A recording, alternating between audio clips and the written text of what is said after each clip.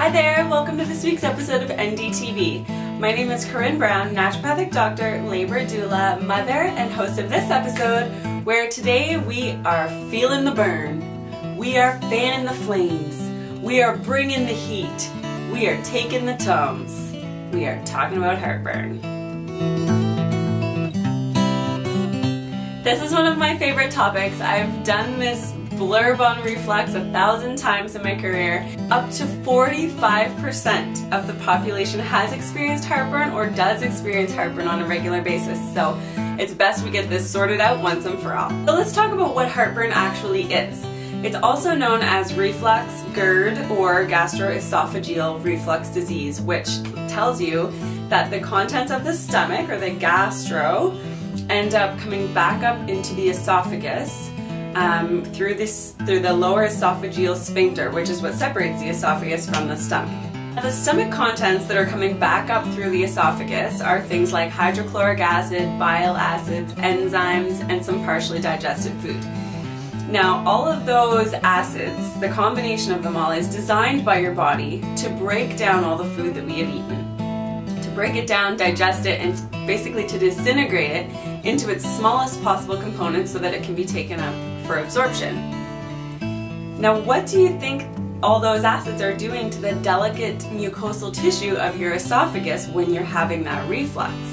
Or what do you think it's doing to the lower esophageal sphincter itself? Not good. Any reflux sufferer will tell you that when they're having an episode of heartburn, that there is certainly, absolutely, without a doubt, too much acid in their system, and so they pop a Tums, or they take some Eno or some Pepto-Bismol or something to help to neutralize the stomach acid and resolve their symptoms. So there we go, problem solved, right? Wrong. Or I was experiencing some heartburn and I went to see my MD and I got myself some Zantac or Prevacid, and it stopped the acid production in my stomach entirely, so I have no more heartburn. Great, right? Wrong. Our body needs stomach acid, crucially, desperately. This is where it gets a bit counterintuitive. The other job of all of those acids in your stomach, yes, they're there to break down the food, but their other job is to signal that lower esophageal sphincter to close. So actually, when that sphincter is lacking tone or is staying open a little bit too much, is actually because there's not enough acid in your stomach to send that signal for it to close in order to keep all of the contents down into the stomach. So if there's not enough acid in our stomach in the first place, and then we take the Tums to neutralize it completely, what does that mean for the food that's in our stomach at the time? Well, basically, taking a strong base like Eno or Tums is pulling the e-brake on your digestion. So actually what you want to be doing if you have heartburn is to be increasing the amount of acid in your stomach.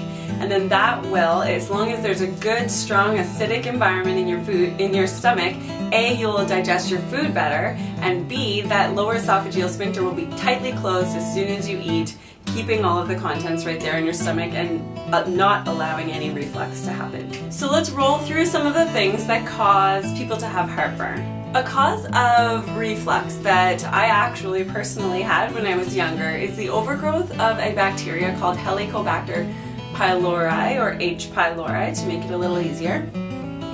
And studies have clearly shown that there is a definite connection between H. pylori overgrowth and low stomach acid, or hypochlorhydria, or no stomach acid at all, which is called achlorhydria.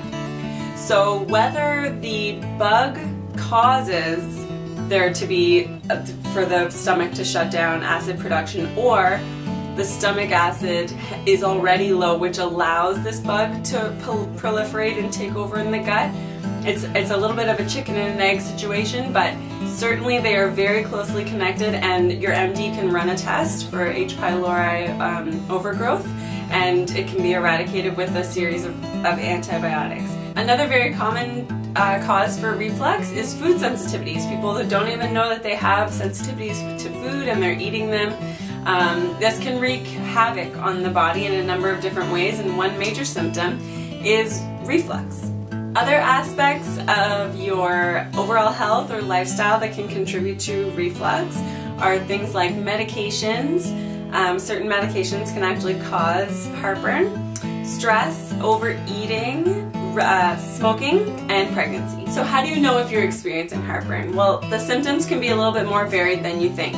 Symptoms of heartburn include things like burning in the chest around the breastbone and moving up the esophagus, regurgitation, or I like to call them pukey burps, bad taste in your mouth that tastes a little bit sour, sensation of a lump in your throat or stuck food in your throat that you cannot swallow, tightness in your chest or any kind of pain in your chest, a persistent dry cough while you're eating, or hoarseness in your voice or sore throat, especially when you wake up in the morning. Alright, so now that you know what causes it, you know what to look out for, let's talk about what you can do if you actually are saying like, oh goodness, I am experiencing heartburn on a regular basis. Now what? For one, diet hygiene. So the way that you go about eating and preparing your body for food is very important with reflux. So things like cooking your meals at home, the preparation of your meals, smelling your meals, planning your meals, thinking about seeing your meals, thinking about eating your meals, seeing your meals, even like laid out on the plate, is like digestive foreplay. Bow, chicka, wah, wah. You may notice that you have increased salivation, you may notice a little bit of a warmth in your stomach because your body is getting ready, it's preparing itself for this meal that it's about to receive. Other aspects of digestive hygiene are things like not to drink too much water while you're eating.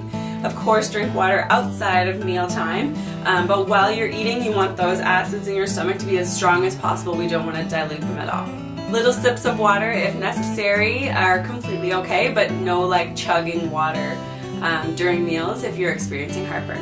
Try to limit eating on the run. Sit down, smell your food, chew your food. That's a big one. Digestion starts with your teeth. Number 2, journal what you eat in association with your symptoms. So on this coming Friday, I'm going to send a food journal to all of my list members. So if you want to get that food journal, make sure you sign up for my email list.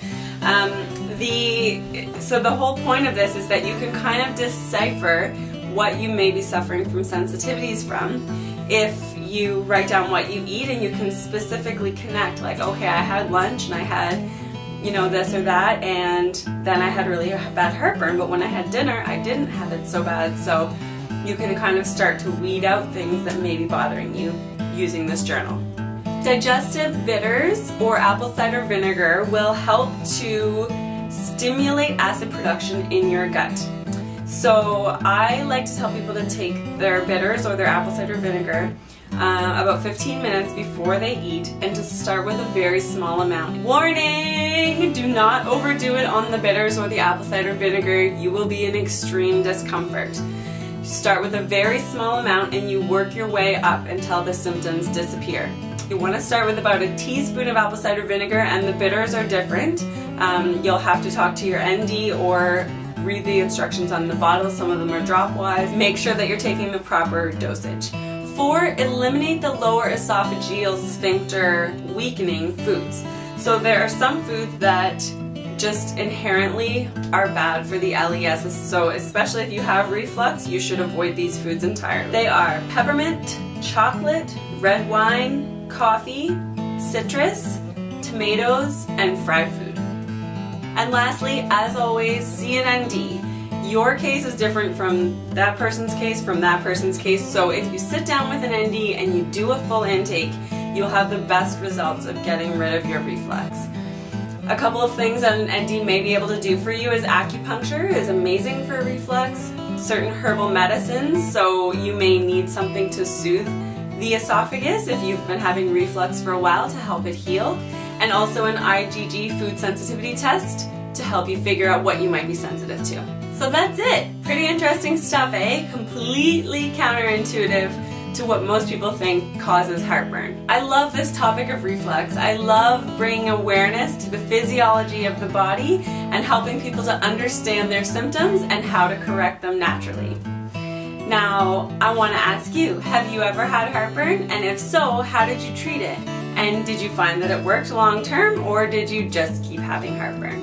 If you haven't signed up for my email newsletter list, you can do that at www.brownrootswellness.com/sign-up. And this week, as a special bonus, as I already said, list members are going to get a food journal where they can do a food symptom association, and also it's going to include a list of medications that people are commonly taking that can induce reflux. If you like this video, or you like this style of medical information, or you know someone who has reflux and would really benefit from this video, please don't be shy, pass this video along and spread the naturopathic love.